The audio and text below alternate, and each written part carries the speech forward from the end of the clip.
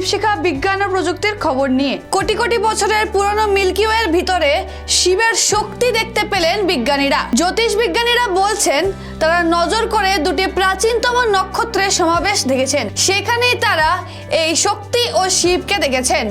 Milky ওয়ের অতি আদিকালের দুটি building blocks তারা বিশ্লেষণ করে দেখেছেন। দুটি ভিন্ন গ্যালাক্সি মিলেমিশে যাচ্ছে।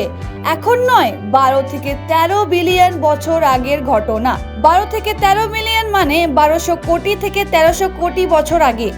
আরও যা বিজ্ঞানীরা দেখছেন এবং দেখে থ হয়ে গিয়েছেন সেটা হলো এই মহাজাগতিক ক্ষেত্রে শিব শক্তির মিলন ছবি।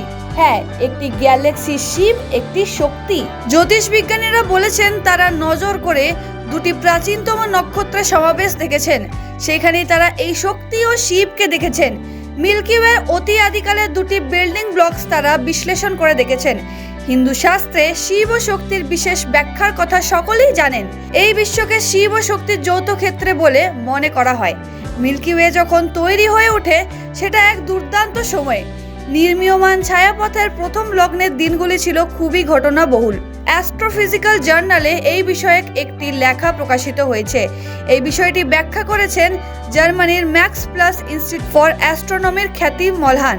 আসলে মিল্কি ওয়ে নিয়েও তো কৌতূহলের প্রশ্ন শেষই হয় না। স্পাইরাল শেপার্ড এই নক্ষত্রপুঞ্জে লক্ষ লক্ষ কোটি কোটি নক্ষত্র রয়েছে।